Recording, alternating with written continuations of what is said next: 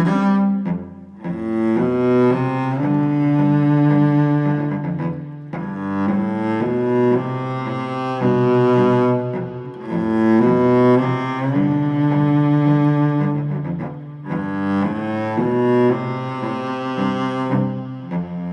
500 meter, stations of Adobe access.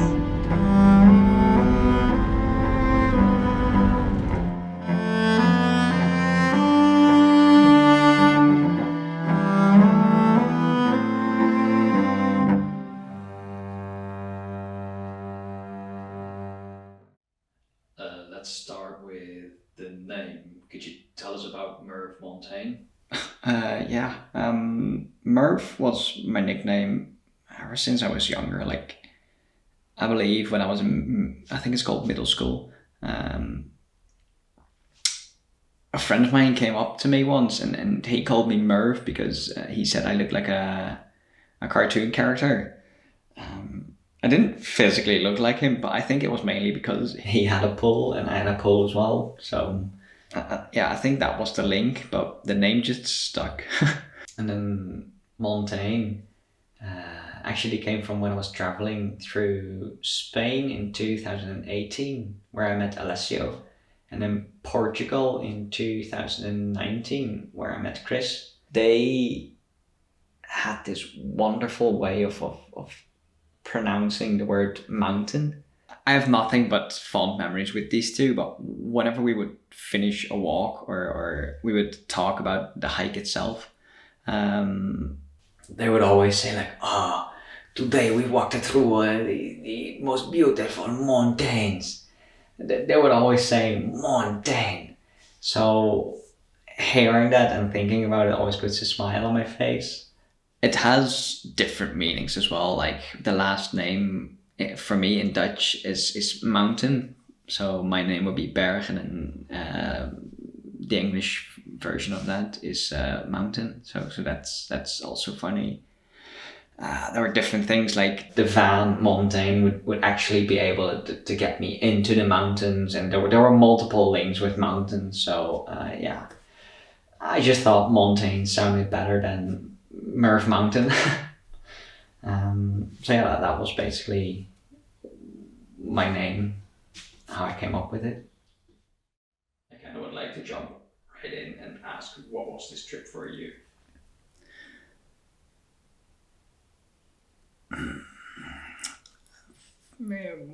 A roller coaster of emotions, really.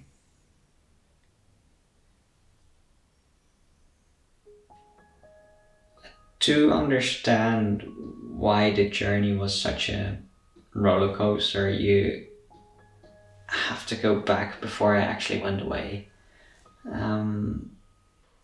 When they announced in the UK that they were gonna go into lockdown, I urge you, at this moment of national emergency, to stay at home, protect our NHS, and save lives. I was traveling there. I was basically gonna start the biggest hike of my life, which was from England, Canterbury to Rome. So I was warming up in Scotland for this hike, and yeah, all of a sudden I had to choose to stay there or go back home. I couldn't afford to stay the whole lockdown, which we all know was quite long.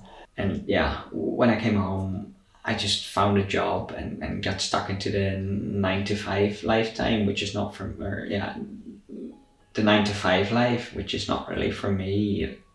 And that just brought me down. While I was traveling all the way into working on the job for a few months, my private life just fell apart basically. I think in a year's time I went from extremely extroverted with lots of friends to really introverted with, it felt like nobody around me. And then on this ordinary Friday, like one of my colleagues just asked if I wanted to have a beer at his place. So I said sure. We hit it off quite good on the work floor. So I thought, why not? But he actually became the person that pulled me slightly out of the hole I was in. And then I think 2 weeks after my colleague and I had that beer, a childhood friend of mine texted me, said if I wanted to have a beer as well. So I went from the trip that didn't go all the way to my private life, sort of crashing, and then getting back up by the help of other people. So I was dreaming again. I always dreamed to live the nomadic lifestyle, like with a van. So on May 15th of 2021, I bought myself a van. And I don't care who you are or what your mental state is, but putting down 11k for a van, and then you have to convert it as well, knowing that you don't know the difference between a screw and a nail. That keeps you up at night. Like I was really mentally stressed during that time period. Ik ga eerst ontbijten. Ik ben er nou klaar mee. Alles gaat mis. So yeah, in the end we managed to finish the van, but that had its ups and downs as well. Like one moment I was extremely happy, and then the other moment I was extremely sad, and then I went from extremely excited to work on the van to not having any motivation to work on the van at all. I was hyped and sad, and it just kept swinging either way.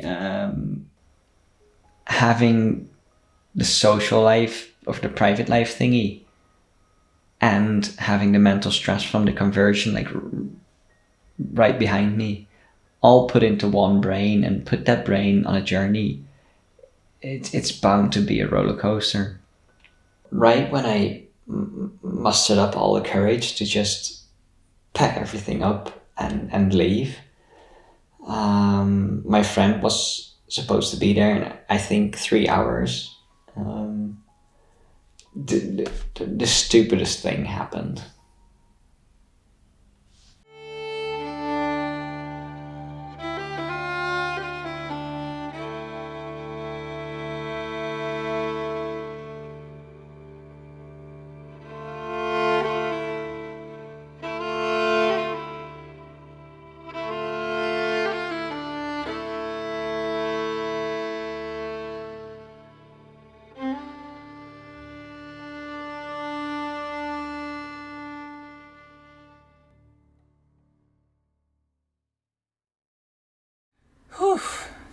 I need to get my door plating up again, and then crisis averted, back to normal. Packing the van again. Jesus. When I had that handle in my hand, I was like, I'm never leaving this place. But luckily it's all fixed. So yeah, I still have 2 hours now before the first friend of mine comes. But yeah.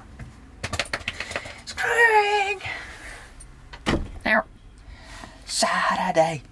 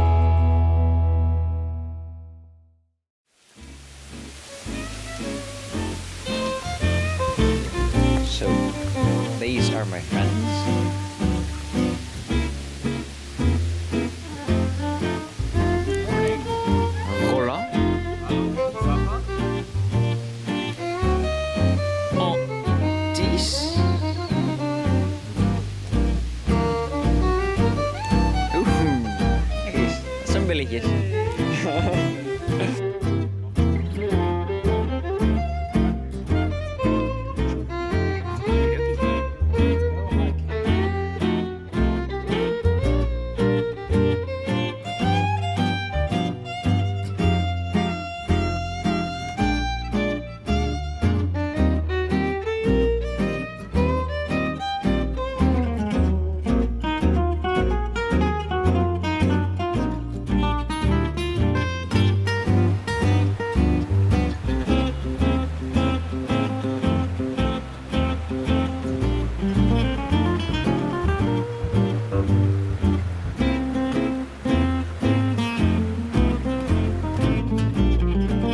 Murf, kan je vertellen wat je gemaakt hebt? Hier heb ik gemaakt.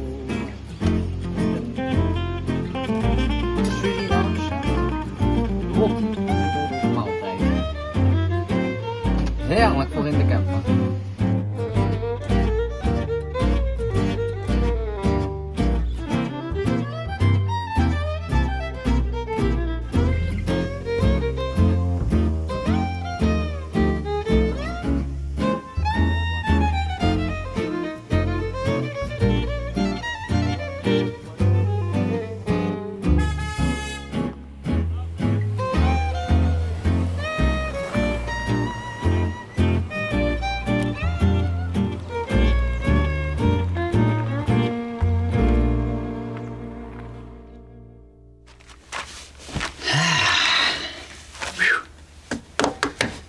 Okay.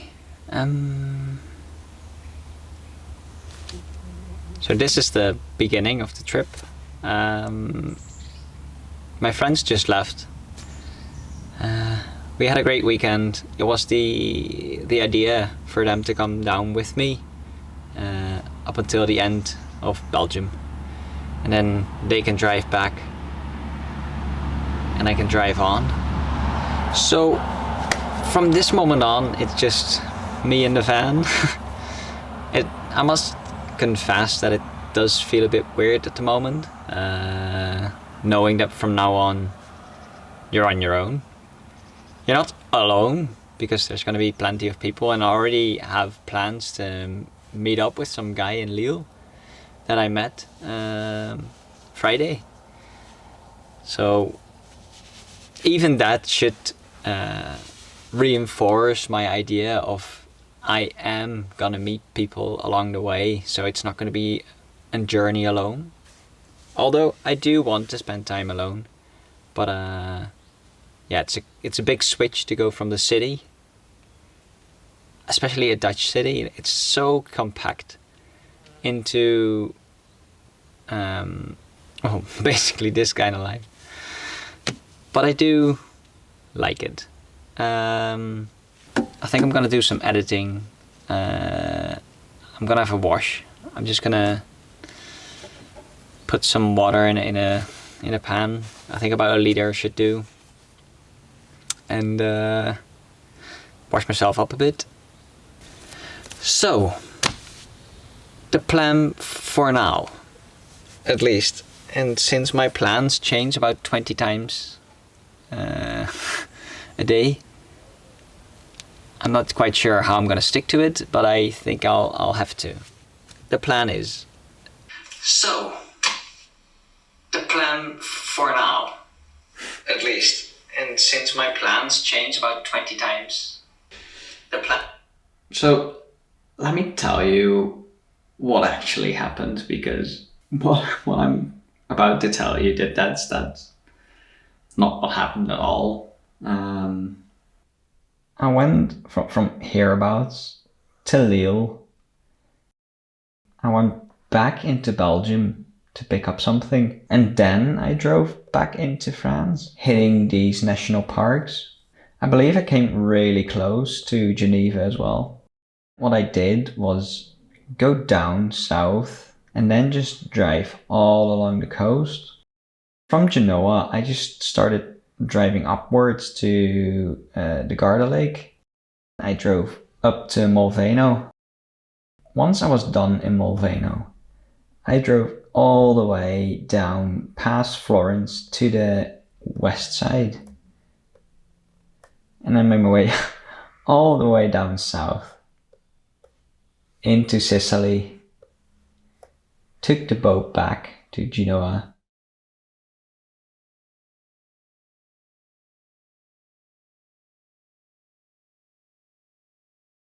and then drove back home.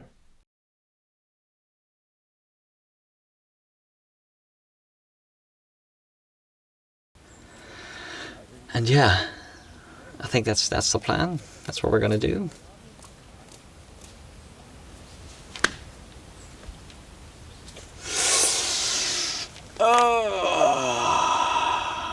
It feels weird. It feels good, but it feels weird. Okay, I'm gonna go edit, and I'm gonna park the van in the sun so the battery charges. Okie dokie, let's have some adventures.